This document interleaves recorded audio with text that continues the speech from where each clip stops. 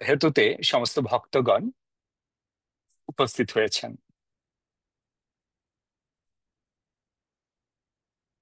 তারা বধূরি গ্রামেতে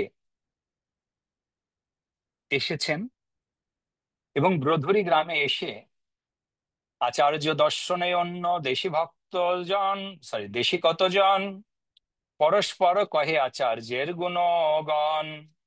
কেহ কয়ে গৌর প্রেম স্বরূপাচার্য, আচার্যের দ্বারে প্রভু সাধে বহু কার্য। তো আমরা শ্রবণ করেছিলাম এটিও, যে কিভাবে করে ভক্তরা একে অপরের সঙ্গে আলোচনা করছেন যে এই যে গৌরাঙ্গ মহাপ্রভুর কার্য সাধনের জন্য এই শ্রীনিবাস আচার্য আবির্ভূত হয়েছেন। কেহ বলেছেন যে এই জগৎকে উদ্ধার করার জন্য শ্রীনিবাস আচার্য আবির্ভূত হয়েছেন চৈতন্য মহাপ্রভুর শক্তি নিয়ে। তো এইভাবে করে যখন আহ সমস্ত ভক্তগণ তারা বধূরি গ্রামের সৌভাগ্যের কথা, শ্লাঘার কথা বর্ণনা করছেন, ঠিক সেই সময়ে আমরা দেখতে পাই যে গোস্বামীগণ যেখানেই যান সেখানে তারা কি করেন, সেখানে তারা একটি মেন কার্যক্রম করেন। সেই মেন কার্যক্রমটি হচ্ছে কি? সেই মেন কার্যক্রমটি হচ্ছে গ্রন্থ বিতরণ। আপনারা নিশ্চয়ই শুনে থাকবেন যে আমাদের বলা হয়েছে যে এই যে গ্রন্থ, এই গ্রন্থগুলো হচ্ছে আমাদের এক একটি অস্ত্র, এবং এই অস্ত্রের দ্বারা ভক্তরা কিন্তু যুদ্ধ করেন। তো এই গ্রন্থরূপী অস্ত্রের দ্বারা ভক্তরা কার সঙ্গে যুদ্ধ করেন? কি মনে হয় আপনাদের, কার সঙ্গে যুদ্ধ করেন গ্রন্থরূপ মায়া অস্ত্রের দ্বারা? রূপী মায়ের মায়ের সাথে প্রভু। মায়ার সঙ্গে যুদ্ধ করেন, অ্যাবসলুটলি। তো মায়ার সঙ্গে গ্রন্থর যুদ্ধ মানে মায়াকে বিনষ্ট করার জন্য যুদ্ধ করা হয়।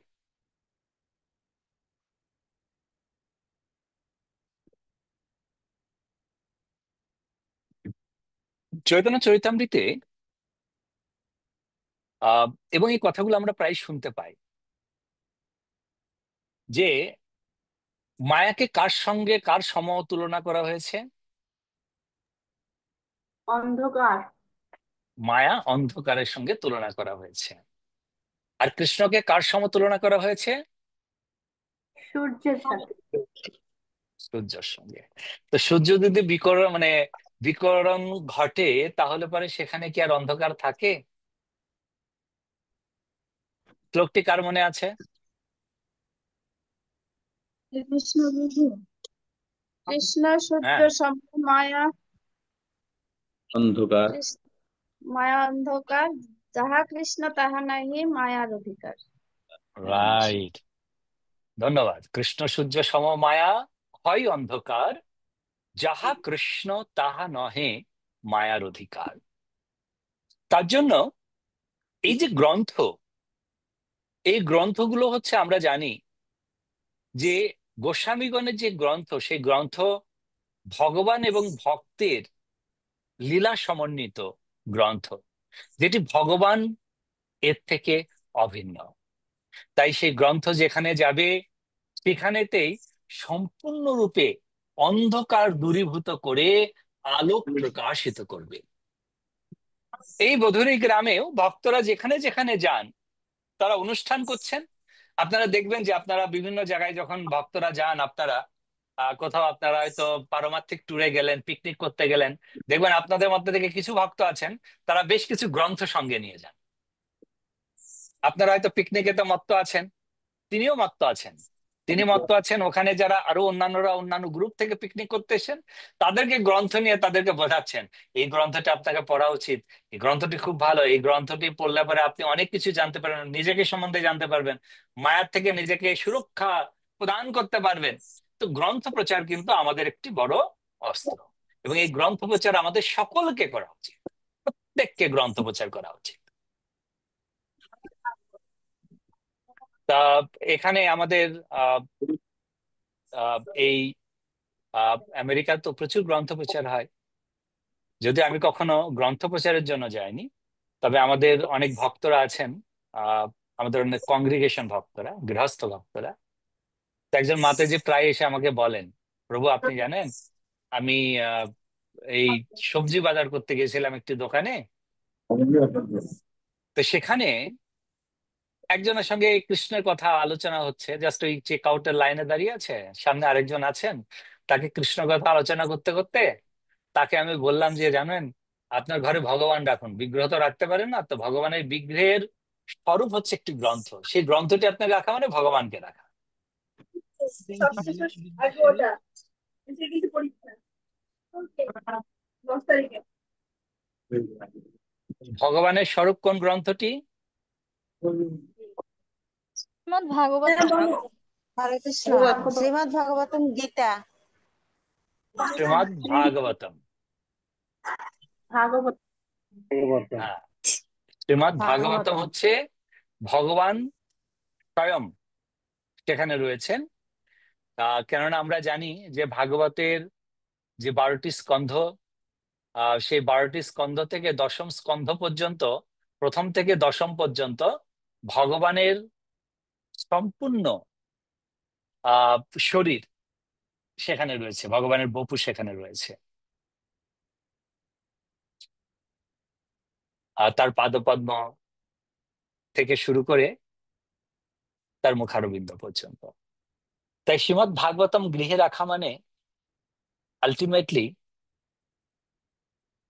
স্বয়ং ভগবানকে গৃহে রাখা।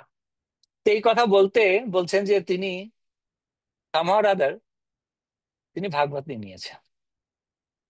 তো এইভাবে করে তিনি বলেন যে আমি দেখি যে আমি তো কখনো যখন মানে তিনি অ্যাকচুয়ালি সিভিল ইঞ্জিনিয়ার ছিলেন, রিটায়ারমেন্ট নিয়ে নিয়েছে, নিয়ে এখন গ্রন্থ প্রচার করেন, মাঝে মাঝে মন্দিরে এসে কিছু সেবা টেবা করেন মাতাজি। আহ তো এইভাবে করে যারা ভগবানের ভক্তরা তারা কি করেন, প্রোগ্রামের সঙ্গে সঙ্গে পাশে একটা গ্রন্থ ডিস্ট্রিবিউশনের স্টল আমাদের অবশ্যই হওয়া উচিত। আপনারা যেখানে যাবেন, যেখানে কীর্তন করতে যাবেন, সবসময় আপনারা কিছু গ্রন্থ, ভাগবত গীতা, কিছু কিছু গ্রন্থ সেই স্থানের পাশে তো একটা ছোট্ট টেবিল করে রাখবেন এবং লোকেদেরকে দেবেন। সেটাই কিন্তু আমরা এই গোস্বামীগণের কাছ থেকে শুনতে পাই। তো বধুরী গ্রামেতে শ্রীনিবাস আচার্যের সঙ্গে কিছু ভক্তরাও সেই গ্রন্থ নিয়ে এসেছেন সেখানে, গোস্বামীগণের গ্রন্থ। গোস্বামীগণের গ্রন্থ প্রচার করে সেখানে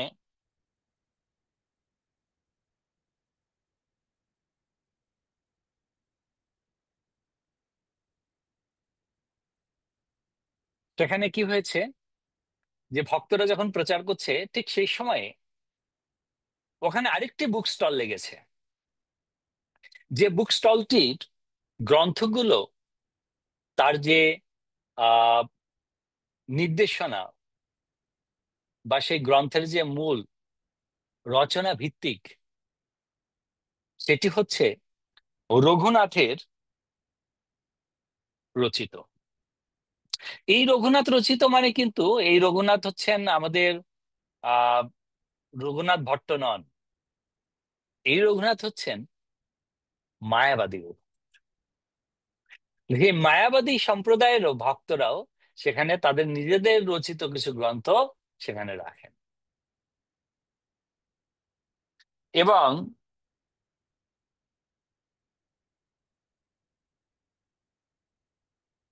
এখানে বলছেন, বহির্মুখ গণমধ্যে যে প্রধান তারে রঘুনাথ সাজাইয়া ভাড়াইলো কেরে, সমত রচিয়াছে পাপিষ্ঠ দুরাচার, কহে কবীন্দ্র বঙ্গ দেশেতে প্রচার, কেহ কহে দেখিলাম মহাপাপীগণ, আপনাকে গাওয়াই ছাড়ি শ্রীকৃষ্ণ কীর্তন, কেহ কহে আর দেশে এক বিপ্রধম, মল্লিক খ্যাতি দুষ্ট নাহি তার সম, সে পাপিষ্ঠ আপনারে গোপাল কহায়, প্রকাশী রাক্ষস মায়া লোকেরে ভাড়ায়। তো এক্সকিউজ মি, এখানে এই যে রঘুনাথ, এই রঘুনাথ হচ্ছেন মায়াবাদী সম্প্রদায়। তো তো এই মায়াবাদী সম্প্রদায়ের কিছু গ্রন্থ সেখানে কিন্তু রাখেন। তো সেখানে এই মায়াবাদী গ্রন্থ সেখানে রাখার পরে দেখতে পাওয়া যায় যে আহ সেই মায়াবাদী গ্রন্থগুলোকে কি হচ্ছে না, সেই মায়াবাদী গ্রন্থ প্রচার হচ্ছে। তো প্রচার হচ্ছে কি করে না, সেই মায়াবাদী গ্রন্থগুলো সাধারণত ভাবে তারা বিভিন্ন জায়গায় প্রচার করছে, এবং সেই যে প্রচার, সেই প্রচারটা সাধারণত ভক্তরা, যারা ভক্ত তারা কি করছেন না, তারা সরি তারা কি করছেন না, তারা এগেনেস্ট, অর্থাৎ তাদেরকে দেখা মানে তারা ভক্তদেরকে, অন্যান্য যারা এসেছেন তাদেরকে দেখাচ্ছেন, তাদের গ্রন্থ দেখাচ্ছেন যে দেখো এই যে গ্রন্থ, এখানে ভগবানের গুণকীর্তন কোথায় করা হয়েছে, স্বগুণকীর্তনে পরিপূর্ণ এটি, আর এই গ্রন্থতে ভগবানের গুণকীর্তনে পরিপূর্ণ। আমরা জানি যে গুণকীর্তন যদি আমাদের করতে হয়, তাহলে আমাদের গুণকীর্তন কার করতে হবে? পরমেশ্বর ভগবান শ্রীকৃষ্ণের। পরমেশ্বর ভগবান শ্রীকৃষ্ণ। তো গুণকীর্তন করতে হবে পরমেশ্বর ভগবান শ্রীকৃষ্ণের, কেননা বলা হয়েছে বাসুদেবে ভগবতী ভক্তি যোগ প্রয়োজিত। বাসুদেবে ভগবতী ভক্তি যোগ প্রয়োজিত। তো ভক্তরা ভক্তি যোগ করার জন্য বাসুদেবকে ভজনা করে। কিন্তু এই রঘুনাথের রচনাতে সেখানে ভগবানের থেকে নিজেদেরকে আরো বেশি করে উল্লেখ করা হয়েছে। তাই যে সমস্ত লোকাল লোকজন আছেন তারাও কম্পেয়ার করতে শুরু করেছেন যে দেখো দেখো দেখো, এখানে তো আমরা ভক্ত দেখতে এলাম, বাট এখানে এসে দেখছি যে অনেকগুলো পাপিও এসেছে বই কি।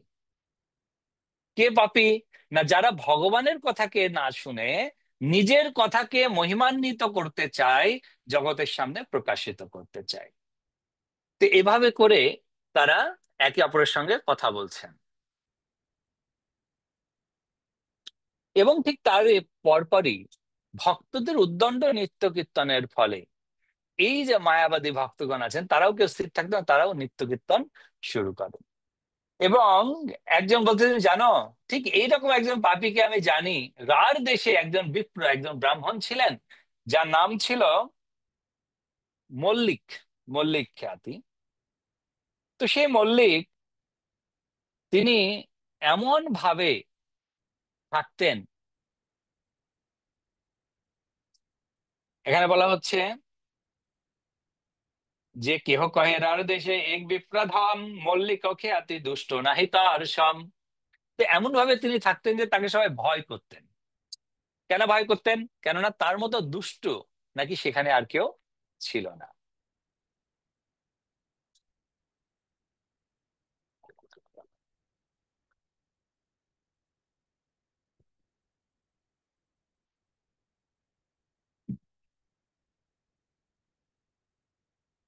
চৈতন্য ভাগবতে বলা হয়েছে সেই ভাগ্যে অদ্যপিহ ধন্য বঙ্গ দেশে, শ্রী চৈতন্য সংকীর্তন করে স্ত্রী পুরুষে।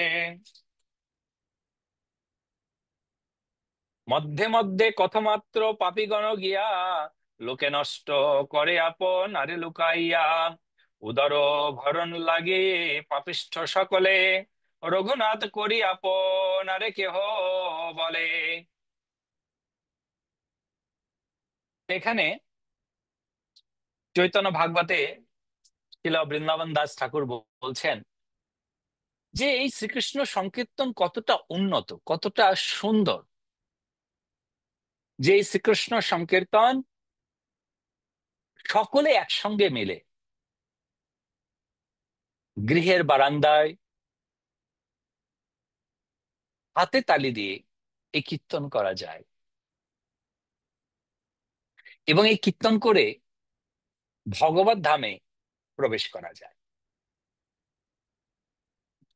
কিন্তু এত সহজ পন্থা থাকা সত্ত্বেও বেশ কিছু বেশ কিছু ব্যক্তিত্ব রয়েছেন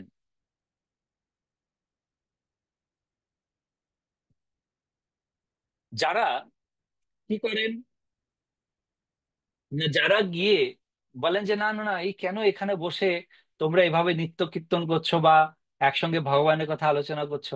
আরে আমার কাছে আরো ভালো ফিলসফি আছে, এত ভালো ফিলসফি আছে যে ফিলসফিতে সকলে খুব আনন্দিত হতে পারবে। আমরা দেখতে পাই যে যত শুদ্ধ ভগবত ভক্তির কথা আপনি শোনান না কেন, তথাপিও আমরা কুলগুরুর পথে ধাবিত হই। কেন?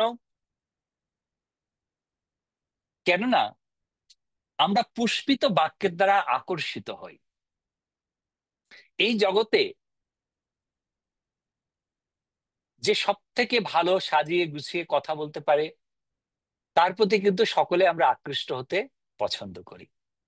কিন্তু তার কথাগুলো কতটা শাস্ত্রসম্মত বা শাস্ত্রেতে সেই কথাগুলোকে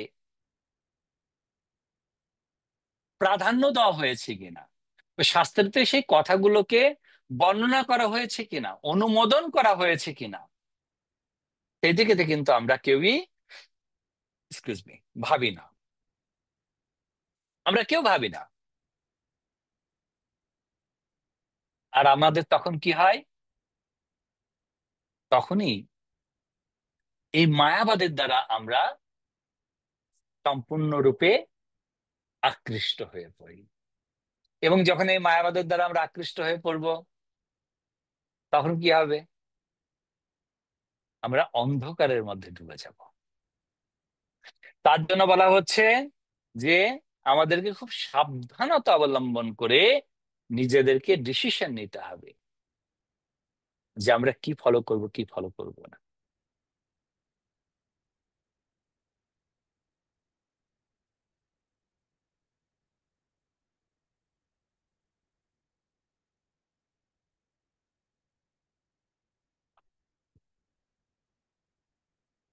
কোন পাপী সব ছাড়ি কৃষ্ণ সংকীর্তন, আপনারে গাওয়ায় কত কভূত গান।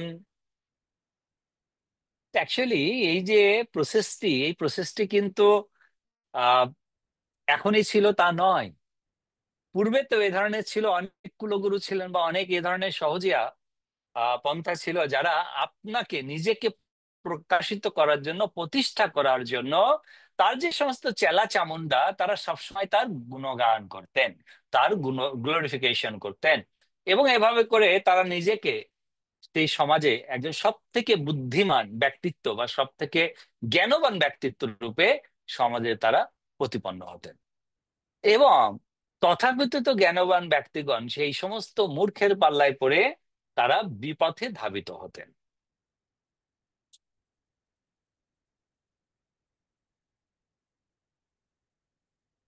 দেখিতে সে দিন তিন অবস্থা যাহার, কোন লাজে আপনারে গাওয়াই সেই সার। রারে আরে কে মহাব্রহ্ম দত্ত আছে, অন্তরে রাক্ষস বিপ্র কাছে মাত্র কাছে। কে পাপিষ্ঠ আপনারে বলায় গোপাল, অতএব তারে সবে বলায় শিয়াল।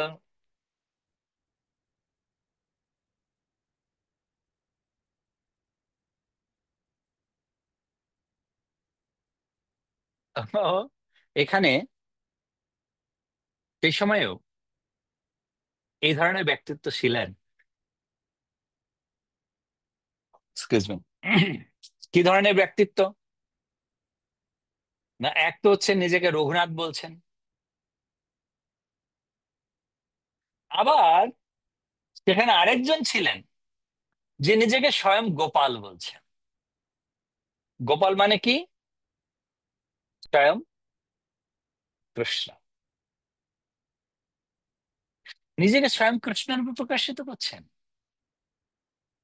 কিন্তু এই ধরনের ব্যক্তিত্বদের থেকে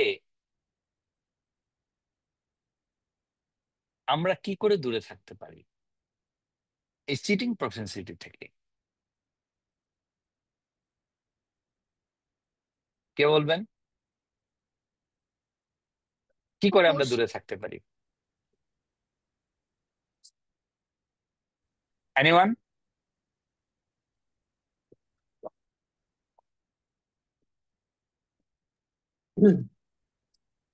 প্রথমত উগ্রতা। আচ্ছা, হ্যাঁ, একজন বলুন প্রথমে।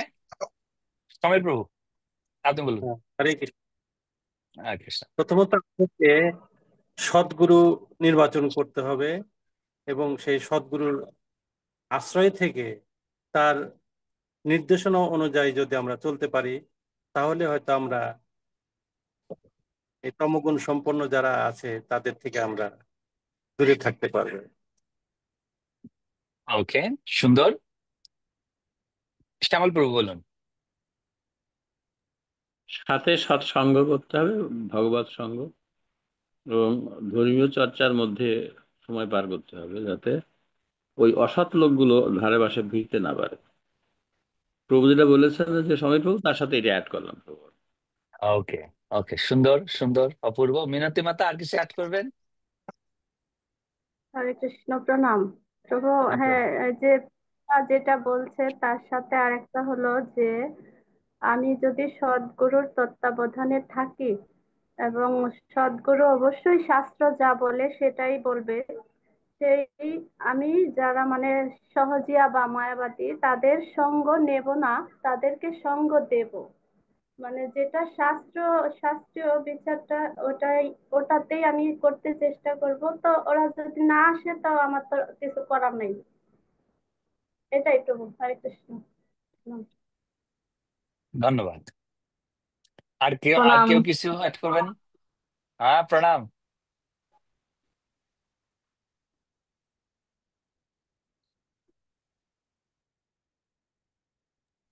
শ্যামকান্ত কৃষ্ণ। মাতা, হরে কৃষ্ণ, প্রণাম। প্রণাম। ও আমি তো শুনিনি কি বলছেন। আচ্ছা, ঠিক আছে। তাহলে ওয়েলকাম ব্যাক। আমি জানি আপনি খুব ব্যস্ত আপনার পড়াশোনার মধ্যে। বহু ব্রেন খারাপ হয়ে যাচ্ছে। খারাপ করবেন না, সা- খারাপ না 7 দিন করে ক্লাস, পরীক্ষা দেবেন। 7 দিন ক্লাস, 7 দিন পরীক্ষার পড়াশোনা করতে করতে ব্রেন খারাপ হয়ে যাচ্ছে আমাদের। ওকে, আচ্ছা। আর আর আর কে কিছু অ্যাড করবেন? হরে কৃষ্ণ প্রভু, প্রণাম হ্যাঁ, প্রণাম। প্রভু। যারা যারা বলেছে পূর্বতন বক্তাদের সাথে আমার আরেকটা পয়েন্ট হলো হুম, শ্রীল হুম। প্রভুপাদের গ্রন্থ অধ্যয়ন করতে হবে। ওকে, শিলা প্রভুপাদের গ্রন্থ অধ্যয়ন করতে হবে। ধন্যবাদ। আর আর কিছু অ্যাড হবে? হরে কৃষ্ণ, প্রণাম শ্রীচরণ। প্রণাম মাতা, বলুন। প্রভু, প্রভুরা তো এবং মাতাজি বলছেন এগুলো তো অবশ্যই। সাথে হচ্ছে ভগবানের কথা শ্রবণ এবং গুণকীর্তন করা, মানে নিরন্তর ভগবানের কথা শ্রবণ এবং কীর্তন করা আর কি। হরে কৃষ্ণ, প্রণাম। ওকে, প্রণাম। হরে কৃষ্ণ, দণ্ডবত প্রণাম প্রভু। হ্যাঁ, সমরেশ প্রভু। আমি একটু বলছি, ওই যে সাথে আমি একটু এটা অ্যাড করছি যে যারা মূঢ় অধম, দুষ্কৃতী না, তারপরে আপনার হচ্ছে যে যাদের ভিতরে হিংসা অহংকার বিদ্বেষ, মানে যেটা বৈষ্ণবদের সাথে যায় না, তা সেই সঙ্গ থেকে ত্যাগ করা, ভগবানের চরণে শরণাগত হতে হবে। হরি বল। ওকে, ধন্যবাদ। আর আর কেউ কিছু অ্যাড করবেন? প্রভু হরে কৃষ্ণ। হ্যাঁ, বলুন মাতা। প্রভু, প্রভু যে বলছিলেন যে অসৎ সঙ্গ ত্যাগ এই বৈষ্ণবের আচার, মানে যে অসৎ সঙ্গ করে এবং যে অসৎ, তাদের দুইজনের সঙ্গই ত্যাগ করতে হবে। এটা কি অ্যাড করা যায় কিনা জানি না, কিন্তু আমার মনে হলো এই জন্য বললাম। হরে কৃষ্ণ, প্রণাম। ওকে, ধন্যবাদ, প্রণাম। আর শিল্পী মাতাজি কিছু অ্যাড করতে চান? হরে কৃষ্ণ প্রভু, প্রণাম। আমি ওইটাই হ্যাঁ, বলতে প্রণাম। চাচ্ছিলাম, মিনাতা যেটা বললো আর কি, যে তাদের ওকে, সঙ্গকে আমার এড়িয়ে যেতে হবে। আমার সবসময় ভগবানের নাম কীর্তন, ভগবানকে নিয়ে ব্যস্ত থাকতে হবে। তাইলে তাদের সময় যদি আমি না দেই, তাহলে তাদের সঙ্গ আমার হবে না আর কি, আসবে না। ভগবানের সঙ্গ যদি আমরা করি, তাইলে আর কি তাদের থেকে দূরে থাকবো। হরে কৃষ্ণ। হরে কৃষ্ণ। ধন্যবাদ, ধন্যবাদ আপনাদের সকলকে। ধন্যবাদ সমীর প্রভু, ধন্যবাদ। আপনি সুন্দর একদম বিগিনিং পয়েন্ট আপনি ধরিয়ে দিয়েছেন যে সর্বপ্রথম আমাদেরকে একজন সদ্গুরু নির্বাচন করতে হবে। আর সেই সদ্গুরু নির্বাচন করতে গেলে আমরা কি করে সদ্গুরু নির্বাচন করব, তার জন্য শ্যামল প্রভু আরেকটি পয়েন্ট তার সঙ্গে অ্যাসোসিয়েট করেছেন, যে পয়েন্টটি পূর্বেই রাখতে হবে আগে। কেন সদ্গুরু নির্বাচনের আগে আমাদের সৎসঙ্গ করতে হবে, কেন সৎসঙ্গের প্রভাবে আমরা সদ্গুরুকে জানতে পারবো। আদারওয়াইজ গুরুর সঙ্গে আমরা ছোটবেলা থেকে যা শুনে আসছি বা চারিদিকে আমরা যা দেখে আসছি, বা চারিদিকের পারিপার্শ্বিকতাতে আমাদের একেবারে আমার দাদু সে ওই গোস্বামীর কাছে দীক্ষিত, আমার বাবা ওই গোস্বামীর কাছে দীক্ষিত, আমার 14 পুরুষ তার 14 পুরুষের কাছে দীক্ষিত, তুমি আবার অন্য কোথাও দীক্ষা নেবে মানে একদম পাপ, ঘোর পাপ, সব নষ্ট হয়ে যাবে। হ্যাঁ? মানে এমন ভাবে ইমোশনাল ব্ল্যাকমেল, মানে যেটাকে বলা হয় যে আমাদের যে একটা সুমধুর সম্পর্ক পিতামাতা সন্তান নের মধ্যে, সেই সন্তানদেরকে পিতামাতা এমন ভাবে ইমোশনালি ব্ল্যাকমেল করবেন। কেননা তিনি যদি যথার্থ জ্ঞানী হন তখন তিনি ব্ল্যাকমেল নয়, তিনি তার পিতামাতাকে সেটি বোঝাতে পারবেন। কিছু কিছু ভক্ত কখনো কখনো আমার কাছে আহ, যখন কথা হয় তখন বলে যে প্রভু, আহ সব ঠিক আছে, এই এই যে আমার বাবা মা আছেন সব করেন, কিন্তু এই এক জায়গায় গিয়ে আটকে যান, সেখানে গিয়ে বলে না না না না না, ওই ওখানে দেখে নিলে অসুবিধা কোথায়, সব শুনবেন সব করবেন, করার পরে লাস্টে একটাই যে ওখানে গিয়ে দীক্ষা নিলে অসুবিধা কোথায়। তো একটু আমার বাবা মা কিন্তু বলুন তো প্রভু যে অসুবিধাটা কোথায় আছে। হুম। তো এইভাবে করে এখনো আহ আছেন, অনেক আছেন। তো তার জন্য খুব সুন্দর যে সৎসঙ্গের মাধ্যমে, যেহেতু তিনি বাবা মা বলছেন, যেহেতু তিনি বলছেন যে না, আমি সঙ্গের দ্বারা আমি জানতে পেরেছি যে একজন সঠিক গুরুর গুণ মানে কি কি গুণ রয়েছে, তো আমি সেই গুণগুলোকে ধরবো। তো এভাবে করে আমরা যদি সাধু সঙ্গ করি, সাধু সঙ্গ করে শাস্ত্র গ্রন্থ অধ্যয়ন করি, কারণ এবার সাধু আবার অনেক রকম সাধু আছেন, তিলকধারী সাধু তো বাজারে অভাব নেই।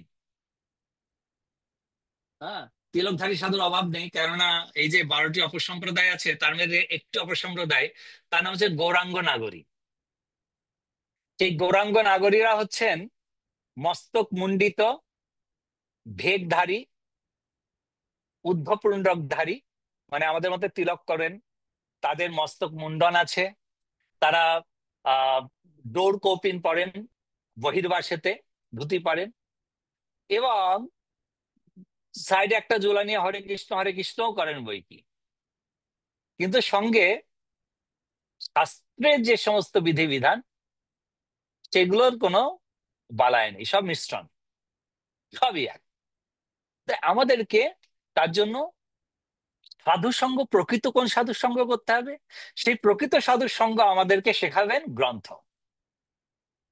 কেননা আমাদের শাস্ত্র গ্রন্থতে আমাদেরকে বলবেন যে সাধুর কোয়ালিটি কিরূপ, সাধুর কি রকম আচার হওয়া উচিত। তো শাস্ত্র পড়াবেন। তো আপনারা যারা যারা যতগুলো পয়েন্ট বলেছেন সবগুলোকে যদি আমরা একত্রিত করি, তাহলে পরে আমরা এই পাবো যে সাধু সঙ্গ, গ্রন্থ অধ্যয়ন সাধু সঙ্গের দ্বারা। এবং আমি নিজে নিজে গ্রন্থ পাঠ করলে পরে সেখানেতে আমি হয়তো এতটা বুঝলাম যে যতটুকু আমার আহ, জ্ঞান বা বোধগম্যতাতে আমার চিত্তেতে উদিত হচ্ছে। কিন্তু যখন সাধুর সঙ্গে আমি এই শাস্ত্র গ্রন্থ অধ্যয়ন করব, তখন অনেক কিছু পয়েন্ট সেই সাধুর মুখ থেকে আমরা শ্রবণ করবো। Excuse me. তার জন্য এই গ্রন্থ শ্রবণেরও একটি গুরুত্বপূর্ণতা রয়েছে।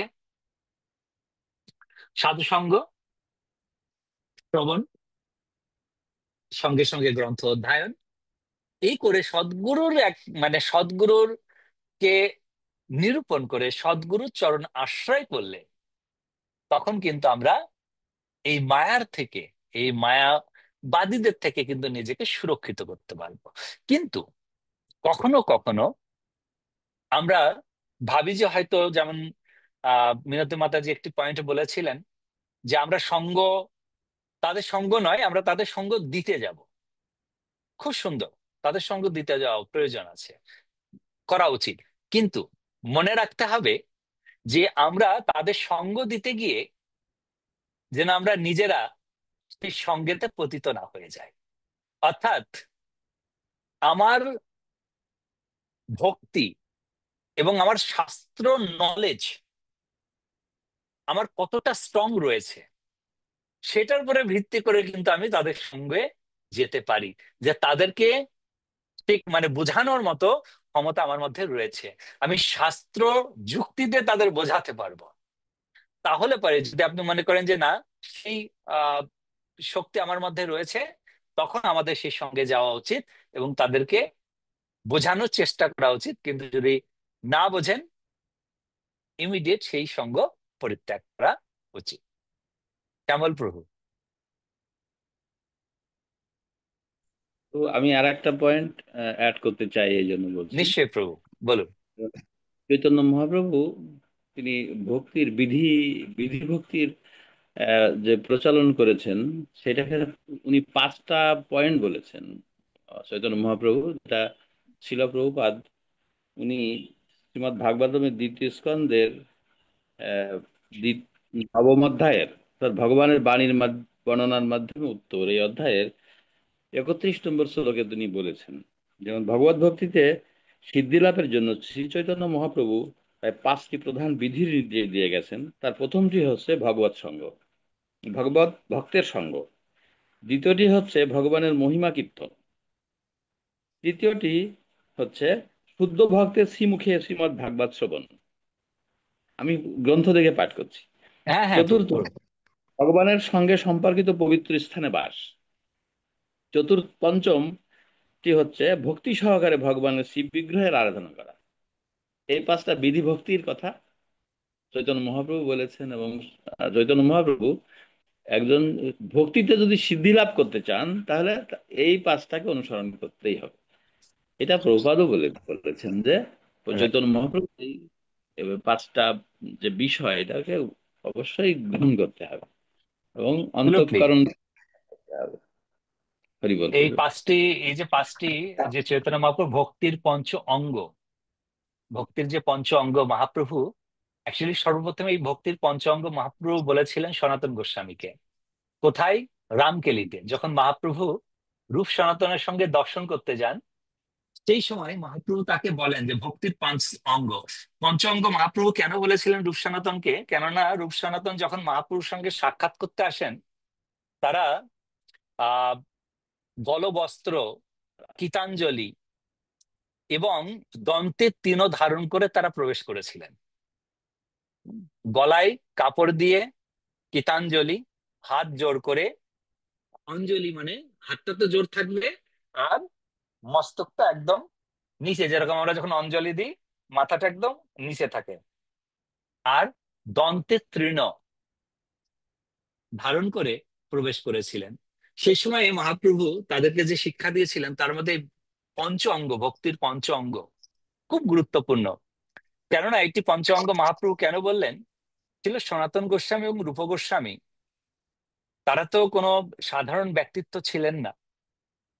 তারা যদিও কাজের সূত্রে তারা একজন আহ বিধর্মী রাজার সঙ্গে কাজ করতেন, অন্য ধর্মের, কিন্তু তাদের যতক্ষণ পর্যন্ত জব ছিল, তাই মানে আমরা যে অফিস আদালতে যাই, আমরা জব করি, আমার যতটুকু জব ডিউটি 5 ঘন্টা, 6 ঘন্টা, 7 ঘন্টা, 8 ঘন্টা, তারপরে যখন তারা ঘরে ফিরতেন, তারা তো দুইজনই ছিলেন ব্রহ্মচারী, তারা তো গৃহস্থ ছিলেন না, ব্রহ্মচারী ছিলেন। তো তাদের সময়ে, তাদের সংসারে সময় কাটানো এই সমস্ত ছিল না। তো তারা কি করে সময় কাটাতেন? তারা, আর অর্থের জন্য কোনো চিন্তা ছিল না, কেন দুইজনেই তো মন্ত্রিত্ব পদ ছিলেন, প্লাস তাদের পূর্বে বহু অর্থ ছিল, এবং এই মন্ত্রিত্বতে তাদের প্রচুর অর্থ প্রদান করা হতো তাদের স্যালারি রূপে। আর তারা কি করতেন? বড় বড় পণ্ডিতদেরকে, যারা ভগবত ভক্ত, এই সমস্ত পণ্ডিতদেরকে, ভাগবতীয় পণ্ডিতদেরকে ডাকতেন, এবং প্রত্যেক দিন বিকেল বেলাতে সেই পণ্ডিতের হাট বসতো। হাট বসতো মানে সবাই শ্রীমদ্ ভাগবতম নিয়ে বসে আছেন, একদম রাউন্ড করে একটা বৃত্ত আকারে, আর সনাতন গোস্বামী, রূপ গোস্বামী মাঝখানে বসে ভাগবত কথা শ্রবণ করছেন। এই সঙ্গে সঙ্গে তারা ভাগবত কথা আলোচনা করছেন, তার তারতম্য ব্যাখ্যা করছেন। তো এইভাবে করে যখন শিল রূপ গোস্বামী সনাতন গোস্বামী এটি করতেন, তাই চৈতন্য মহাপ্রভু বলছেন। শোনা যাচ্ছে না প্রভু। প্রভু আপনার সাউন্ডটা মাঝে মাঝে ডিস্টার্ব দিচ্ছে কেন? Let me see. আমি তো আমার হেডফোন থেকে করছিলাম, আমি হেডফোনটা বন্ধ করে দেখি আজকে।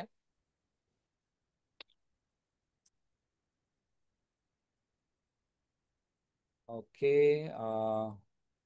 এখন কি আমার সাউন্ডটা শোনা যাচ্ছে বেটার?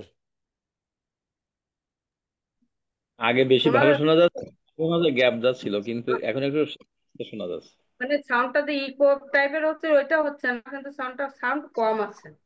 আচ্ছা, সাউন্ড কম আছে। ওকে, হাউ অ্যাবাউট নাও? চলবে। ঠিক আছে প্রভু, ঠিক আছে, চলবে? চলবে। ঠিক আছে। তো দেখি আমার ফ্যানটাও বন্ধ করে দিই। ওকে, আই থিঙ্ক এখন সাউন্ডটা একটু ক্লিয়ার শোনা যাবে। Sudevi, can you close the chanting please? তো এই যে রূপ গোস্বামী এবং সনাতন গোস্বামীকে যখন শ্রী চৈতন্য মহাপ্রভু এটি বললেন, এবং তারপরে আমরা জানি তারপরে মহাপ্রভু তাদেরকে আজ্ঞা প্রদান করলেন যে আমি সাক্ষাৎ করব। আহ বেনারসে যখন মহাপ্রভুর সঙ্গে সনাতন গোস্বামীর সাক্ষাৎ হয়, এবং সেখানেও চৈতন্য মহাপ্রভুর সঙ্গে সনাতন গোস্বামীর অনেক আলোচনা হয়, আমরা সেই তত্ত্ব চৈতন্য চৈতামৃতের মধ্যলীলাতে প্রাপ্ত হই। তো আমাদেরকে সবসময় এই যে 5টি অঙ্গ চৈতন্য মহাপ্রভু প্রদান করেছেন, এই 5টি অঙ্গ যদি আমরা পালন করতে পারি, হ্যাঁ 5টি অঙ্গের মধ্যে একটি অঙ্গ হয়তো আমাদের পক্ষে সম্ভব হবে না, সেটি হচ্ছে ভগবত ধামে বাস। কিন্তু সেটিও কিন্তু সম্ভব, কেননা চৈতন্য মহাপ্রভু বলেছেন যে ভগবত ধাম মানে মায়াপুর বৃন্দাবন কেন, আপনার গৃহকে আপনি ধাম বানাতে পারেন।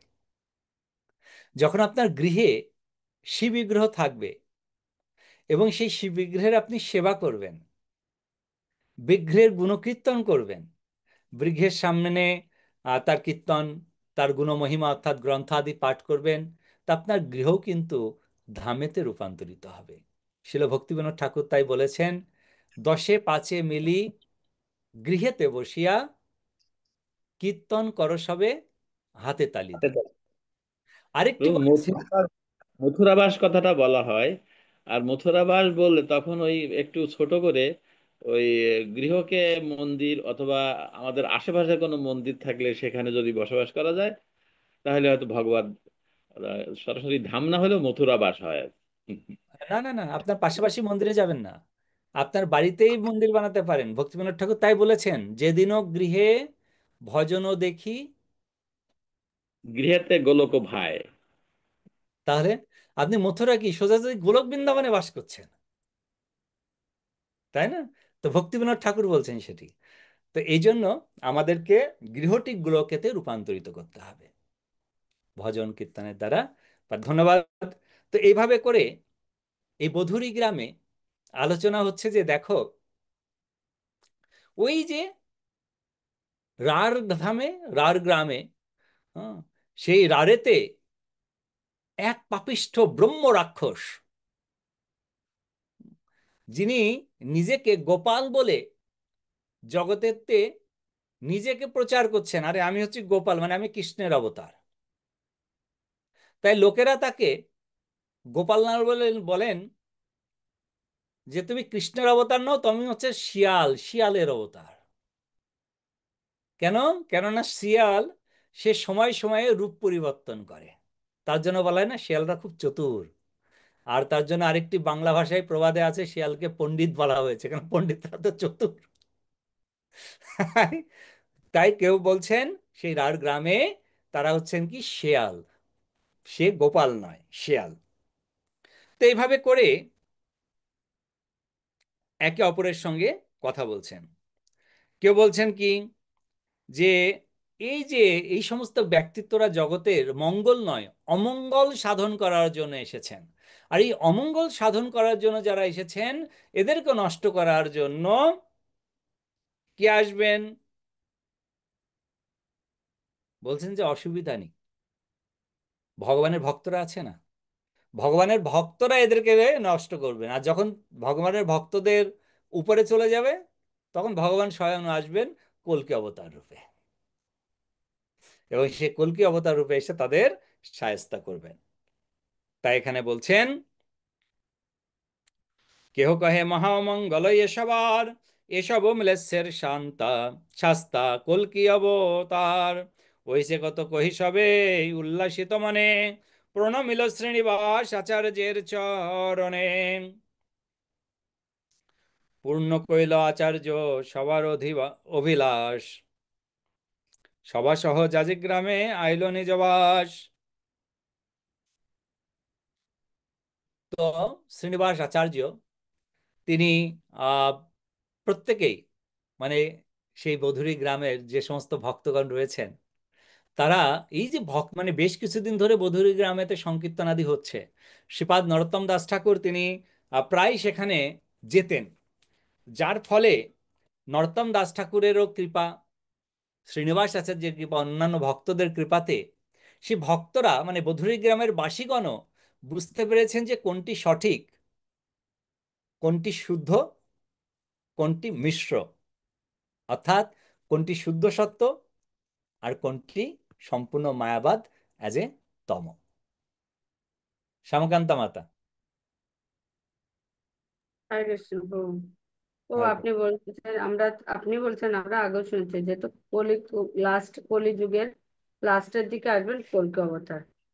তো আমরা বর্তমান পৃথিবীতে পৃথিবীতে দেখতে পাচ্ছি সারা পৃথিবীতে কি অবস্থা, তাহলে কল্কি অবস্থার যখন আবির্ভূত হবেন তাহলে তখন কি হবে? কল্কি অবতারকে তো কিছু করা লাগবে না, তার আগে তো মারপিট এমনি শুরু করে দেবেন মনে আছে, যে পরিস্থিতিগুলো দেখছি সেই অনুযায়ী।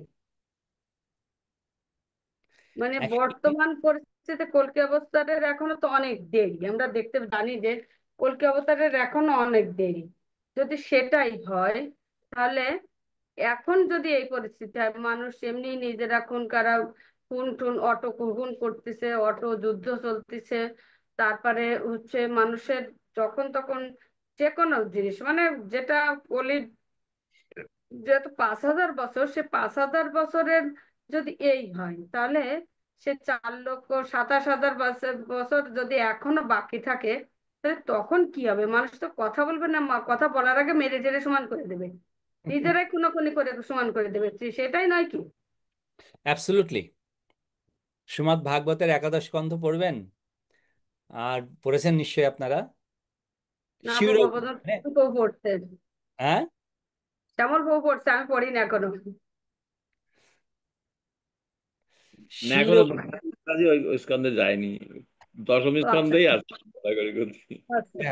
মানে এমন ভাবে শিউরে উঠবেন আপনি একাদশের লাস্টের দিকে, আর দ্বাদশের প্রথমের দিকে কল্পনা করতে পারবেন না। আপনি ভাবেন মানে A to Z বর্তমানে যা ঘটছে সেটিও বর্ণনিত হয়েছে যে কিভাবে প্রারম্ভ হবে।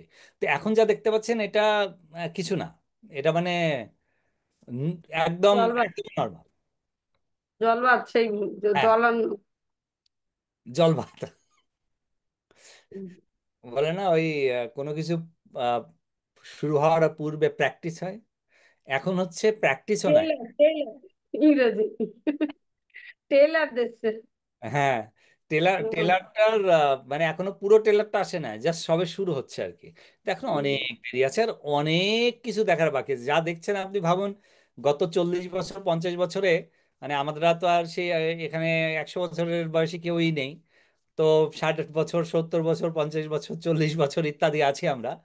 তো গত 60 বছর 40 বছর বা 50 বছর পূর্বের অভিজ্ঞতা আহ, যদি আপনি ভাবেন, মানে ইভেন 40 ইয়ার্স বিফোর, 40 বছর আগে যেরকম অবস্থা ছিল আর বর্তমান অবস্থার সঙ্গে যদি তুলনা করা হয় কতটা পরিবর্তন হয়েছে।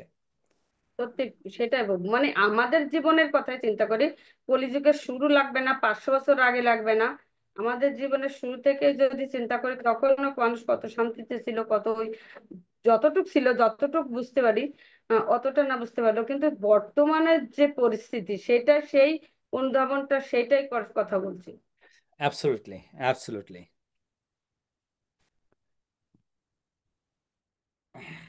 তার জন্য আমাদেরকে এই যে সুবর্ণ সুযোগ এসেছে, আমরা আর অত কষ্ট করে আর আসতে চাই না। এই জীবনে প্রচেষ্টা করতে হবে ভগবানের সঙ্গে কানেকশনটা ডাইরেক্ট করার জন্য।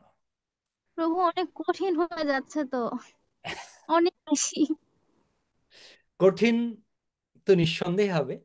মানে আমি আমার কথা বলছি, আমার জন্য, বাকিদেরটা জানি না।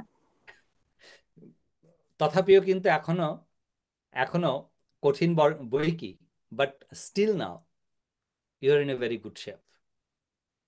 এখন পর্যন্ত আরো ভালো আছে, মানে অনেক কঠিন, নো ডাউট অ্যাবাউট ইট, কিন্তু তথাপিও আমরা যদি কম্পেয়ার করি যে what gonna happen in letter on. কঠিন কঠিন বলতে মানে আমি চাচ্ছি করতে, কিন্তু আমি পাচ্ছি না সামহাও, মানে চারপাশ থেকে, চারদিক থেকে কোনো না কোনো ভাবে এত বাধা আসছে। তো এই জন্য বললাম যে সিচুয়েশনটা অনেক বেশি কঠিন হয়ে যাচ্ছে। Absolutely, absolutely. তার মধ্যে থেকে প্রচেষ্টা চালিয়ে যাও, রেস্ট। প্রভু কৃপা দরকার বেশি বেশি। হ্যাঁ, মানে এই জন্য পার্সোনালি আমি অনেক বেশি আহ মানে কি বলবো, অনেক বেশি,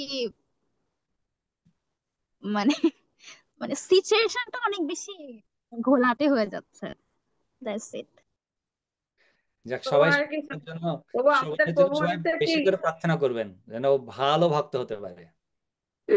প্রভু আমাদের প্রভু বলেছে কি, কেবল সপ্তম স্কন্ধে আসছি, এরপরে দ্বাদশ স্কন্ধ শেষ করব, তারপর ভক্তি রসামিত সিন্ধু পড়বো, তারপরে চিন্তা ভাবনা করবো।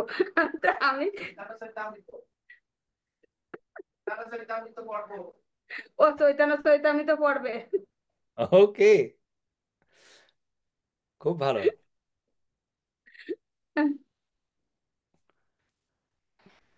ওকে, let's go to the next. প্রভু, হ্যাঁ, একটা বলুন। ছোট্ট, সরি একটু ইন্টারাপ্ট করছি। না না না, বলুন প্রভু। ভগবান কার্তিক যে বলছে না যে অনেক জটিল হয়ে যাচ্ছে, অনেক কঠিন হয়ে যাচ্ছে, আসলে কিন্তু অনেক অনেক উন্নত ভক্ত সে। সে ওই দিন দেখলাম মন্দিরে গেছি, মা, বোন আরো সবাই সহ সবাইকে ডেকে ডেকে আপনার বৈষ্ণব সেবা দিচ্ছে, আমাদেরকেও ডেকেছে। এই যে এভাবে যদি বৈষ্ণব সেবা দিতে থাকে, আগাতে থাকে, কিছু লাগবে না, বৈষ্ণবদের কৃপা এমনি পেয়ে যাচ্ছে। Very well. ও হ্যাঁ, হরে কৃষ্ণ।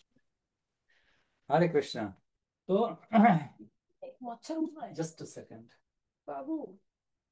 যেরকম আমাদের নিপন্ত প্রভু এগিয়ে গেছে, প্রভু বৈষ্ণব সেবা দিয়ে দিয়ে নিপন্ত প্রভু ফার্স্ট হয়ে যাচ্ছে।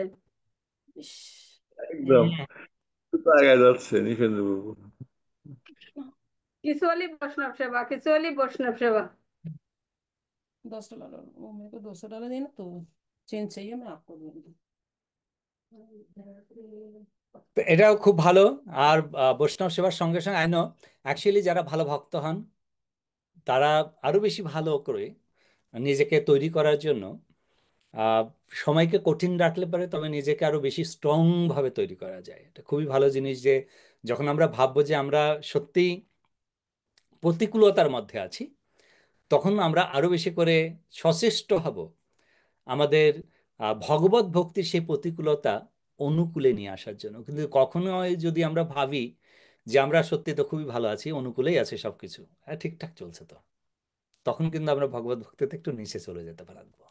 সবসময় আমাদেরকে করতে হবে নিজেদেরকে, যে আমরা যেন অবস্থা আমাদের অনুকূল, বাট আমাদের ভাবতে হবে যে প্রতিদিনই আমাদেরকে একটি চ্যালেঞ্জ, একটি লড়াই, কার বিরুদ্ধে? মায়ার বিরুদ্ধে। হুম। তো এই জন্য ভগবত ভক্তি করার সঙ্গে সঙ্গে বৈষ্ণবরা তো হচ্ছেন খুব কম, মানে খুবই কম্প্যাশনেট, তারা খুব দয়াদ্র, খুবই দয়ালু। তার জন্য তারা সর্বদা নিজেকে সুরক্ষিত রাখেন। কেন? অন্যের জন্য। কেন? অন্যের জন্য তিনি প্রার্থনা করেন। অন্যের জন্য তিনি প্রার্থনা করবেন যে তারও যেন কোনো এই ভগবত ভক্তিটা যেন খুব স্মুথলি হয়ে যায়। আমরা সাধারণত ভাবে একটি বলা হয় যে সর্বে ভবন্তু সুখিনঃ সর্বে সন্তু নিরাময়াঃ। তো সবাই সুখী থাকুক। তো কৃষ্ণ ভক্তরা কি বলেন? কৃষ্ণ ভক্তরাও বলেন সর্বে ভবন্তু সুখিনঃ সর্বে সন্তু নিরাময়াঃ। তারপরে বলা হচ্ছে কি না, সবাই কি করে সুখী থাকবেন না, ভগবান কৃষ্ণকে সঙ্গে নিয়ে যেন তারা সুখী থাকেন।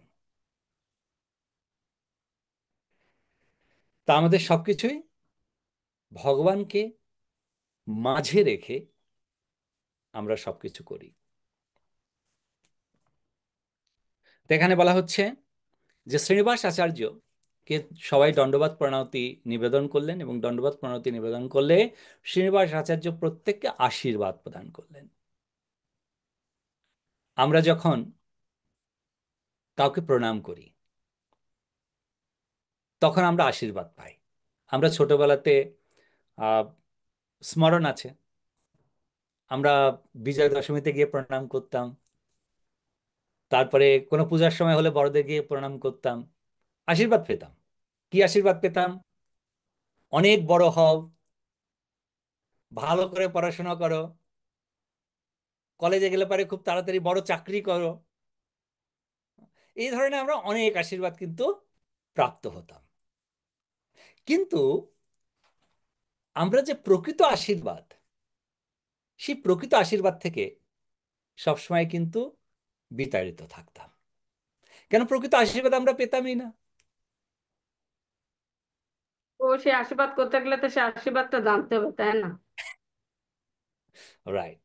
তো প্রকৃত আশীর্বাদ আমাদেরকে কি করতে হবে? এখন যখন আমরা যাই, আমরা যখন কাউকে প্রণাম করি, আমরা কাকে প্রণাম করি? আমরা ভগবত ভক্তদেরকে প্রণাম করি। হ্যাঁ, আমাদের অনেক সিনিয়র যে সমস্ত ভক্তরা আছেন তাদেরকে আমরা প্রণাম করি। তারা আমাদের আশীর্বাদ প্রদান করেন। কি আশীর্বাদ প্রদান করেন?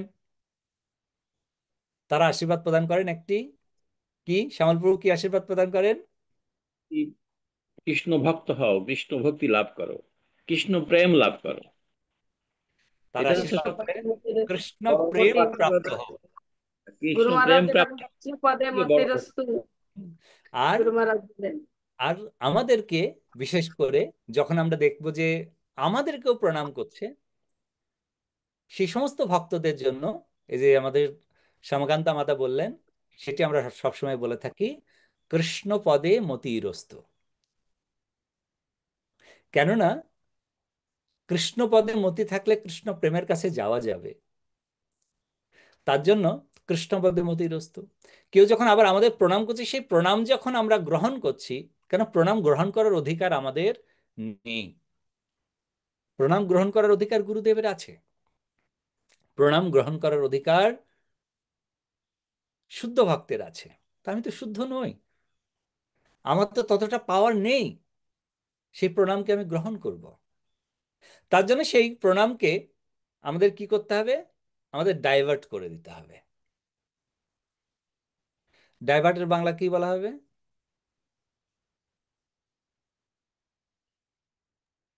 ডাইভার্ট প্রভু করা মানে দিক পরিবর্তন করে দেয়া। পরিবর্তন, দিক পরিবর্তন করা, রাইট। তা আমাদের সেই প্রণামের দিক পরিবর্তন করতে হবে। যে প্রণামটি আমার কাছে আসছে সেটিকে ডাইভার্ট করে আমরা কি বলছি?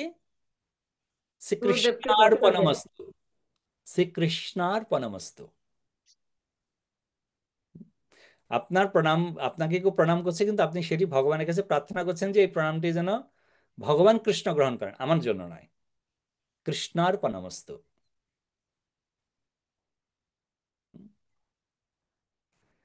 ওকে, তো আমাদের এইভাবে করে ভগবত সেবা এবং ভগবত স্মরণে যখন আমরা নিজেকে সম্পূর্ণরূপে নিয়োজিত করব, তখন কিন্তু আমরা এই যে কলিকালে যে সমস্ত দ্রব্যগুলো হচ্ছে সেখান থেকে আমরা একটু সুরক্ষা প্রাপ্ত হব। বিশেষ করে মায়ার থেকে। মায়ার থেকে একটু সুরক্ষা আমরা প্রাপ্ত হব। শ্রীনিবাস আচার্য সকলকে এইভাবে আশীর্বাদ প্রদান করলেন, কৃষ্ণে মতিরস্তু, কৃষ্ণে মতিরস্তু বলে সকলকে আশীর্বাদ প্রদান করলেন।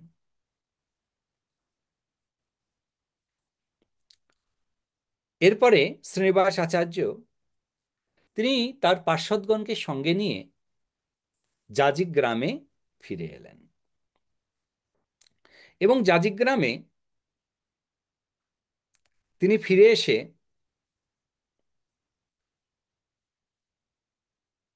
সবার মুখে শ্রবণ করলেন যে নিত্যানন্দ প্রভুর পুত্র বীরচন্দ্র প্রভু এসে যে সেখানে জ্ঞানের আলোক প্রদান করে গেছেন, সবাই বীরচন্দ্র প্রভুর গুণগান করছেন। শ্রীনিবাস আচার্য প্রভু অত্যন্ত আনন্দিত হলেন এই কথা শ্রবণ করে। রার দেশে কাদারানা মেতে গ্রাম হয়, তথা শ্রীমঙ্গল জ্ঞান দাসেরও আলয়, তথায় কায়স্থ জয় গোপালের স্থিতি, বিদ্যা অহংকারে তার জর্মিলা দুর্মতি। তো রার দেশ মানে আমরা জানি বীরভূম জেলাকে রার দেশ বলা হয়েছে। তো সেখানে কাদারা নামে একটা গ্রাম আছে, কাদারা। এবং সেই কাদারাতে খুব নামকরা একজন ব্যক্তিত্ব থাকতেন, আমরা সবাই তার নাম শুনেছি যারা কীর্তন টীর্তন শোনেন। পদাবলী কীর্তনের প্রখ্যাত একজন অথর বা লেখক জ্ঞানদাস। তো জ্ঞানদাস তিনি থাকতেন সেই গ্রামে, এবং সেই গ্রামেতে আরেকজন থাকতেন, তার নাম হচ্ছে জয়গোপাল, কায়স্থ ছিলেন তিনি। তো সেই জয়গোপাল তিনি বিদ্যার অহংকারে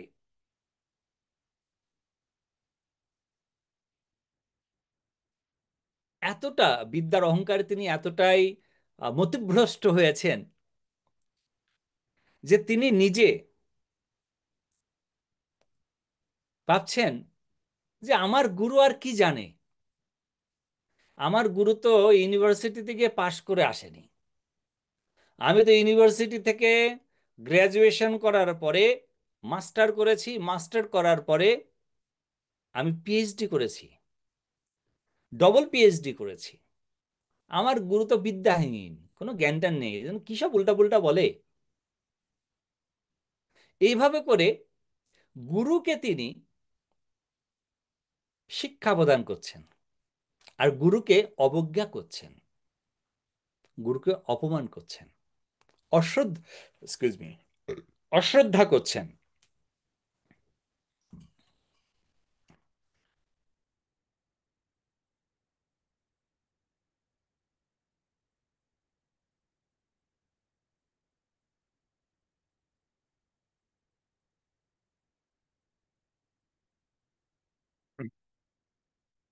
তো এই যে ব্যক্তি জয়গোপাল, তাকে যখন কেউ জিজ্ঞাসা করলেন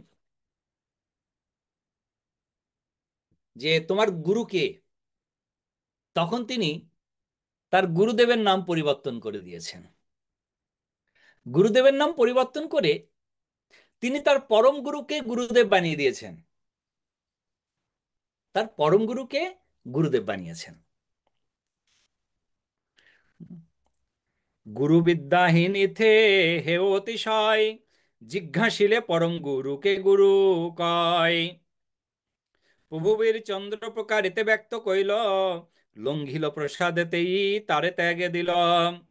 ইহা শুনি আচার্যের হইল হর্ষমন, হেন কালে আইল বীর চন্দ্রের লিখন।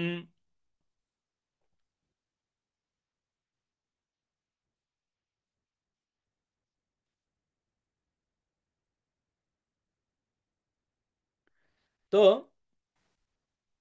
এমন কি ব্যক্তিত্ব যে নিজের গুরুকে গুরু না বলে তিনি তার পরম গুরুকে গুরুদেবের গুরুকে গুরু বলে জগতে প্রকাশিত করছেন কাউকে জিজ্ঞাসা করলে।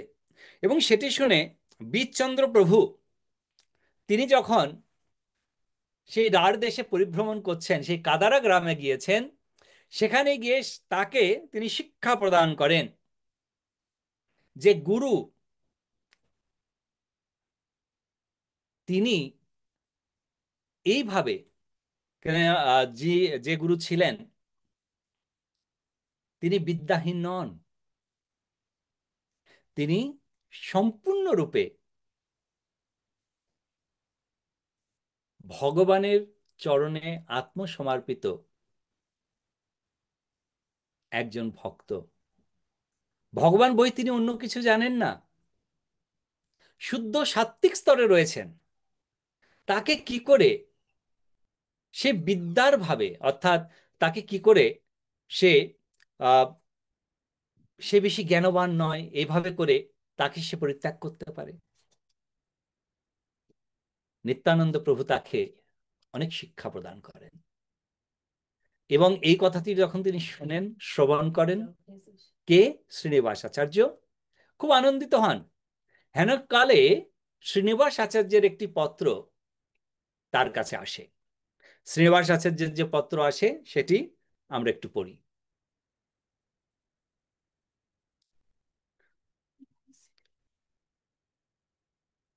শ্রী শ্রী গৌর নিত্যানন্দ জয়তু। দেখুন, পূর্ব দিবসে যখন পত্র লেখা হতো, আমরাও আগের দিনে আমরা জানি যে আমাদের টেলিফোন ছিল না। হ্যাঁ, ল্যান্ডলাইন ফোন ছিল, সেটাও গ্রামের নয়, হয়তো শহরের মধ্যে ছিল, গ্রামেতে তো ছিলই না।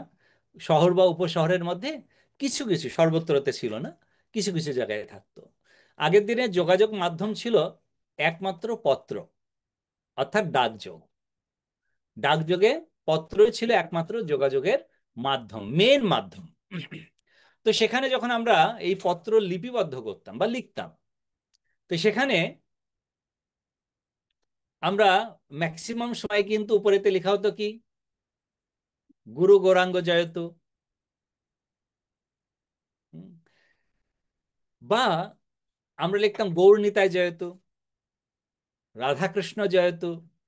মানে বিগিনিং এতে ভগবানের নাম কিন্তু সেখানে লেখা থাকতো।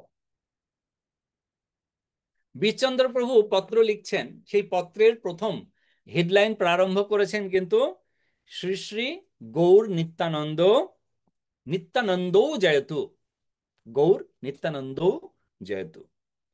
ভবদিয়া অবশ্য স্মরণীয়, ভবদিয়া বস্য স্মরণীয় শ্রী বীরচন্দ্র দেव প্রেম আলিঙ্গন পূর্বকম নিবেদয়তি। পত্র লিখছেন সংস্কৃতে। ভবদিয়া অবশ্য স্মরণ বীরচন্দ্র দেव প্রেম আলিঙ্গন পূর্বকম নিবেদয়তি। ভবদিয়া মিনিংস হে প্রভু, ব্যক্তিত্ব। অবশ্য স্মরণীয়, আপনাকে স্মরণ করে আপনার প্রেম আলিঙ্গন প্রাপ্ত হওয়ার আশায় আমি এই পত্র লিখছি। আপনি কে? শ্রীল শ্রীনিবাস আচার্যম ত্বম শ্রী শ্রী মহাপ্রভু শক্তি। আপনি শ্রীল শ্রীনিবাস আচার্য, যিনি স্বয়ং শ্রী চৈতন্য মহাপ্রভুর শক্তি। অতএব একः শক্তা प्रभु शक्ति रूपादि श्रीमद रूप गोस्वामी द्वारा ग्रंथ प्रकाशितम अपरया स्वक्ता गौर मंडले महाजन संसदी ग्रंथ विस्तरम करोति। और महाप्रभुर शक्तिर जन्यই আপনি একা, আপনি একা সেই ভার গ্রহণ করেছেন যে শিল রূপ গোস্বামী এবং গোস্বামীগণের গ্রন্থ এই গৌরমণ্ডলে প্রকাশ করার জন্য আপনি নিজে দায়িত্বভার গ্রহণ করে শ্রীনিবাস আচার্যকে বলছেন যে আপনি নিজের দায়িত্বভার গ্রহণ করে নরোত্তম দাস ঠাকুর এবং শ্যামানন্দ প্রভুকে সঙ্গে নিয়ে আপনি গ্রন্থ প্রকাশিত করেছেন সকলের সম্মুখে। অপরয়া স্বক্তা গৌরমণ্ডলে মহাজন সংসদে গ্রন্থ বিস্তারম করতি। আপনি গৌরমণ্ডলের সর্বত্রতে এই গ্রন্থ প্রচার করে গ্রন্থের বিস্তার করেছেন। ইতি ভবত্যা অন্তিকে মদীয় বাত্রাম প্রেষয়ামি। তা আপনি এই যে গৌরমণ্ডলে যে গ্রন্থ বিতরণ করেছেন, তা আমার আরেকটি নিবেদন আপনাকে করি, আরেকটি সংবাদ আপনাকে আমি দিতে চাই। আমি জয়গোপাল দাসেন মত প্রসাদ উল্লঙ্ঘন কৃত্যম তস্য জগতি विदितामितेह तेन सध्यम मदीयजनेन केन पलापदेकं न क्रियते मयापि निषिध्यं भवतापि तथालपदेकं न कर्तव्यम् इति।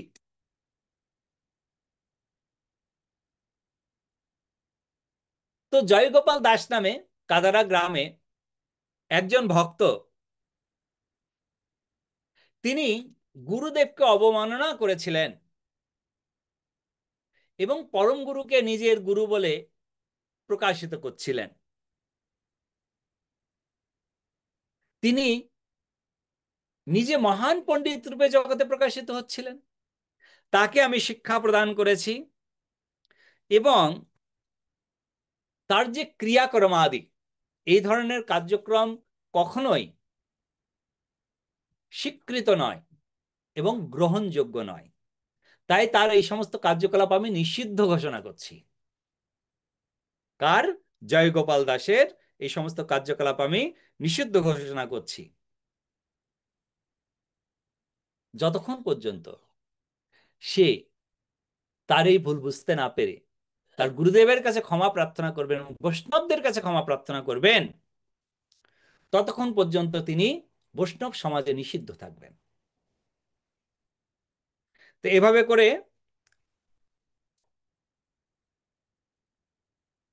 পত্র পাঠালেন শ্রীনিবাস আচার্যকে শিল বীরচন্দ্র প্রভু। তো এইখানে আমরা দেখতে পাই যে আমাদেরকে কতটা সিনসিয়ারিটি হতে হবে ভগবত ভক্তিতে। আমরা দেখতে পাই যে যদি কখনো কখনো আমরা আমাদের আচার আচরণ যদি আমরা সঠিক না করি, তাহলে আমাদের কিন্তু গুরু বৈষ্ণব আমাদেরকে কি করবেন? আমাদের বহিষ্কার করবেন, আমাদের পরিত্যাগ করবেন। আমরা দেখতে পাই শিল ভক্তিবিনোদ ঠাকুর তার গুরুদেবকে পরিত্যাগ করেছিলেন। কেন? গুরু যেমন শিষ্যকে পরিত্যাগ করেন, সেরকম শিষ্য কিন্তু গুরুকে পরিত্যাগ করতে পারেন যখন শিষ্য দেখছেন যে গুরু সে তাকে যে ব্যাখ্যা প্রদান করছেন, সে ব্যাখ্যাটি শাস্ত্র বিরুদ্ধ, শাস্ত্রোক্ত নয়।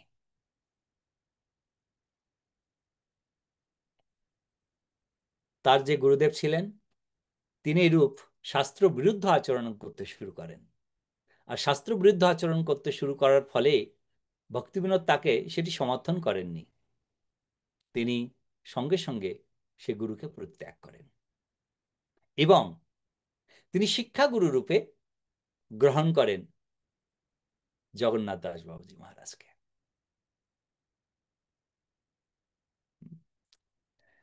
ওকে, তো আজকে আমি এখানে রাখি। আপনাদের যদি কোনো প্রশ্ন থাকে তা আমরা কিছু প্রশ্ন উত্তর আলোচনা করতে পারি। আমার একটা প্রশ্ন আছে আর কি, বলুন যদি সমীর। আপনার হরে কৃষ্ণ।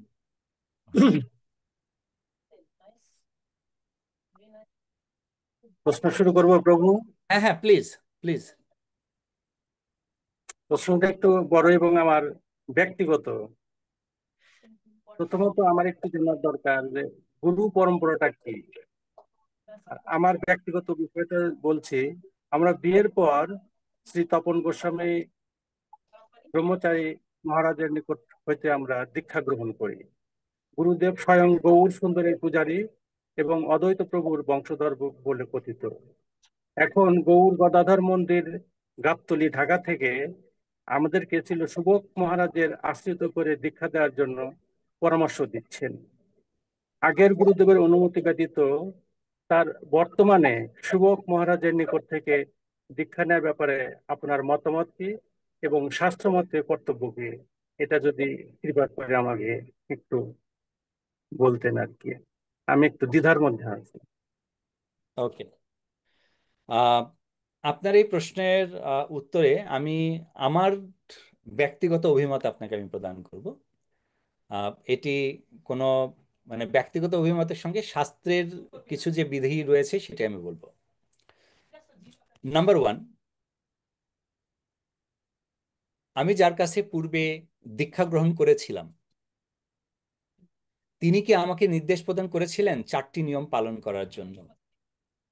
অর্থাৎ আমি বিবাহের পরে যার কাছে দীক্ষা গ্রহণ করেছিলাম তারপরে মানে সেই দীক্ষার দিন নয়, তার কি বৎসরকাল পূর্ব থেকে তিনি আমাকে নির্দেশ প্রদান করেছিলেন যে তোমাকে সম্পূর্ণরূপে সাত্ত্বিক আহার করতে হবে, এবং দীক্ষাকালে তিনি কি আমাকে প্রতিজ্ঞা করিয়েছিলেন যে প্রত্যহ তুমি ভগবানের যে দিব্য নাম সে দিব্য নাম জপ করবে, কোনো প্রকারের নেশা জাতীয় দ্রব্য গ্রহণ করবে না এবং কোনো প্রকারের আমিষজাত দ্রব্য গ্রহণ করবে না, সম্পূর্ণরূপে ভগবানকে ভোগ লাগিয়ে প্রসাদ গ্রহণ করবে। যদি এই ধরনের নির্দেশাবলী তিনি প্রদান করে থাকেন এবং আপনি যদি সেই সমস্ত কিছু পালন করে থাকেন, নিঃসন্দেহে আপনি গুরু পরিত্যাগ করবেন না। এক, যদি আপনি এই ধরনের কোনো নির্দেশ তিনি প্রদান করেননি, তিনি নিজে শুদ্ধ, আমার কোনো সেখানে দ্বিমত নেই, ঠিক আছে, আমার কোনো দ্বিমত নেই। তিনি মহাপ্রভুর সেবক, মহাপ্রভুর সেবা করেন, নিজে একদম শুদ্ধ স্তরে রয়েছেন, কিন্তু দীক্ষা দিয়েছেন যাদেরকে তাদেরকে তিনি শুদ্ধ স্তরে আনেননি। তাদেরকে তিনি বলেছেন তোমার যা খুশি তুমি খেয়ে যাও, আমি দীক্ষা দিলাম মন্ত্রটা জপ করো, মাঝে মাঝে আমার দক্ষিণাটা দিয়ে দিয়ে গেলে হবে না।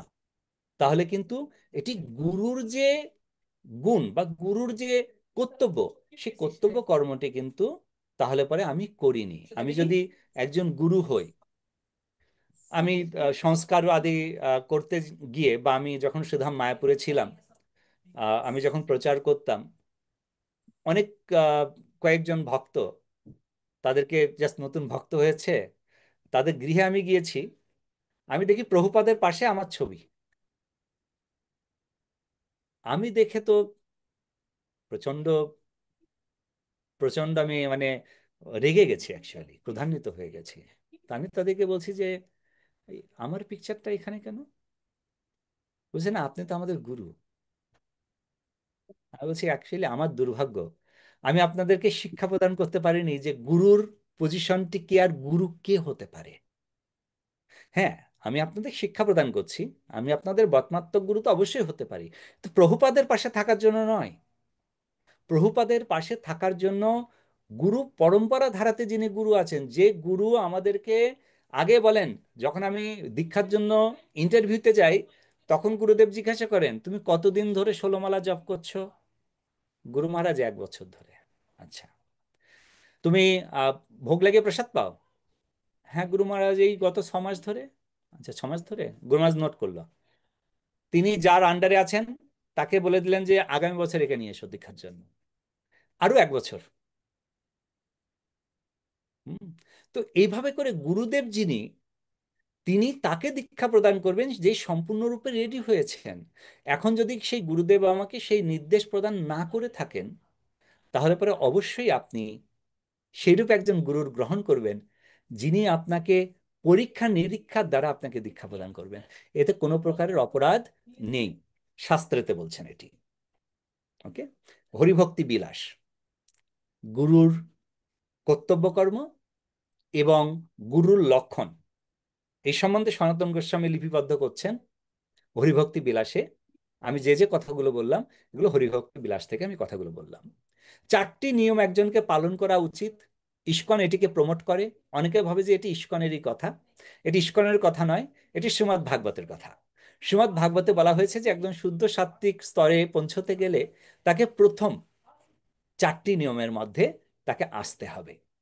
আর সেই 4টি নিয়মকে ইসকন প্রমোট করছে যে প্রত্যেকে যেন শুদ্ধ সত্য স্তরে উপনীত হয়। গুরু পরম্পরা সিস্টেম। গুরু পরম্পরা সিস্টেম আমরা জানি যে আমাদের সঠিক গুরু পরম্পরা, এই যেমন আপনি বললেন যে তিনি অদ্বৈত আচার্য প্রভুর বংশধরদের মধ্যে আছেন, বাই আমার কোনো অভিমত সেখানে আমি দেব না, নিঃসন্দেহে তিনি থাকতে পারেন, আর এটা খুবই ভালো জিনিস। কিন্তু যেটি আগে বললাম যে আমাদের গুরু পরম্পরাতে কিন্তু আমরা দেখেছি চৈতন্য মহাপ্রভু, তার পূর্বে যারা ছিলেন তারা প্রত্যেকেই কিন্তু তাদের শিষ্যদেরকে, তাদের যে সমস্ত শিষ্য ছিলেন সেই শিষ্যদেরকে কিন্তু তারা প্রথম থেকে গাইড করেছেন। আমরা দেখতে পাই গৌরকিশোর দাস বাবাজি মহারাজ, তিনি সেই নোংরার মধ্যে থাকতেন। এক সময় কৃষ্ণনগর থেকে একজন ধনাঢ্য ব্যক্তিত্ব তিনি গৌরকিশোর দাস বাবাজি মহারাজের কাছে এসেছেন, এবং সেই গৌরকিশোর দাস বাবাজি মহারাজের কাছে এসে ধনাঢ্য ব্যবসায়ী আহ, তিনি গৌরকিশোর দাস বাবাজি মহারাজকে অনুরোধ করছেন যে বাবাজি মহারাজ, আপনি কৃপা করে আমার গৃহে পদার্পণ করুন, আপনাকে আমি একটু বৈষ্ণব সেবা দিতে চাই। যদিও সেই ধনাঢ্য ব্যক্তি কিন্তু শাকাহারী ছিলেন, তিনি আমিষভোজী ছিলেন না, কিন্তু গৌরকিশোর দাস বাবাজি মহারাজ বলল যে ঠিক আছে, আহ, আমি একটু ভেবে নিই, তারপর তোমাকে বলবো, তুমি 5 দিন পরে এসো। 5 দিন পরে এসেছেন। আমি কাহিনীটি শর্ট করছি, অ্যাকচুয়ালি অনেকগুলো কাটবো, আপনারা যদি কেউ জেনে থাকেন তো ভাববেন না আমি করছি, আমি কেটে কেটে বলছি কারণ শর্ট করতে হবে। তো 5 দিন পরে এসেছেন। 5 দিন পরে আসলে পরে এখানে গৌরকিশোর দাস মহারাজ বলছে, জানো তো আমার না ভাবাটা সম্পূর্ণ সম্পূর্ণ হয়নি, কেননা আমি মহাপ্রভুকে একটু জিজ্ঞাসা করে নিই, তুমি 1 সপ্তাহ পরে এসো। তিনি 1 সপ্তাহ পরে এসেছেন।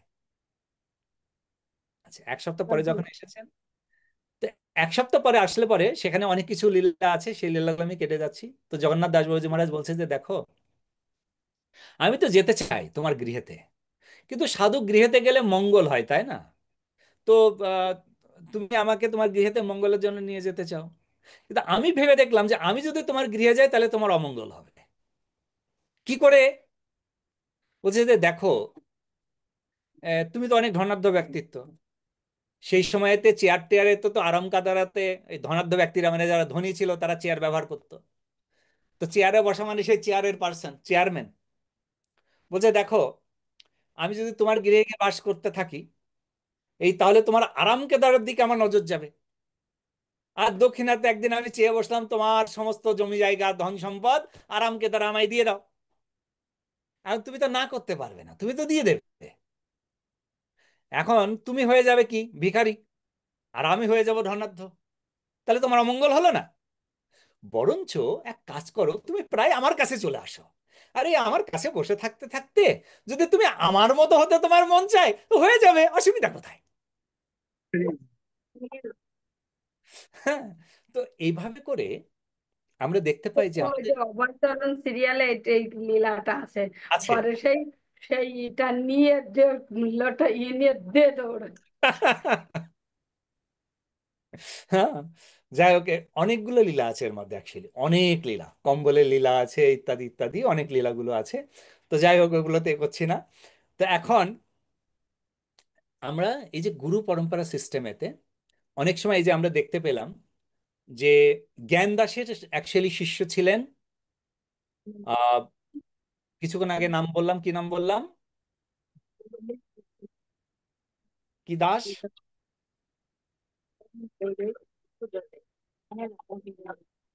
কি কি দাস বললাম, কি দাস বললাম? ওকে, গোপাল। ওকে, জয়গোপাল দাসেনঃ। জয়গোপাল, এই যে জয়গোপাল দাস, তিনি গুরুকে অবমাননা করে তিনি নিজের একটি প্রতিষ্ঠাই করলেন। তিনি জ্ঞানদাসের শিষ্য। জ্ঞানদাস একজন প্রখ্যাত পদাবলী লেখক, তো জ্ঞানদাস তিনি ছিলেন আরেকজনের শিষ্য। তো এই যে গুরু পরম্পরা ধারে তিনি ছিলেন, কিন্তু এই যে জয়গোপাল, এক্সকিউজ মি, তিনি এই ধরনের আচার করার জন্য তাকে বিচন্দ্র প্রভু সমাজ থেকে বহিষ্কার করলেন, নিষিদ্ধ করলেন। পরবর্তীতে কি হবে? তিনি বলবেন যে আমি তো জ্ঞান দাসের ওইখান থেকে এসেছি, চলতে থাকলো। তো এইভাবে করে চলে। তো এই ধরনের সম্প্রদায়গুলোকে কিন্তু তারা যথার্থ গুরু পরম্পরার মধ্যে নয়, কিন্তু গুরু পরম্পরার মধ্যে, আমাদের গুরু পরম্পরাতে যে বিধিনিষেধ প্রদান করা হয়েছে, সেই বিধিনিষেধ যারা তাদের শিষ্যদের মধ্যেও প্রকাশ ঘটান এবং করান, তারা প্রকৃত গুরু পরম্পরার মধ্যে রয়েছেন। ঠিক আছে প্রভু? সমীর প্রভু, আপনাকে কি আমি উত্তরটা দিতে পারলাম? অনেক সুন্দর হয়েছে প্রভু, I am very happy. Okay, sounds good, thank you যে আপনি সন্তুষ্ট হয়েছেন। আমি আমার ব্যক্তিগত অভিমত নই, আমি ভেবেছিলাম আমি আমার অভিমত দেব, তারপরে ভাবলাম যে আপনার প্রশ্নটা খুবই ভাইটাল, এটা শাস্ত্র যুক্তিতে আপনাকে উত্তরটা প্রদান করা আমার কর্তব্য। তার জন্য আমি এটি হরিভক্তি বিলাস থেকে আপনাকে এই গুরুর এটি প্রদান করলাম। ধন্যবাদ। প্রভু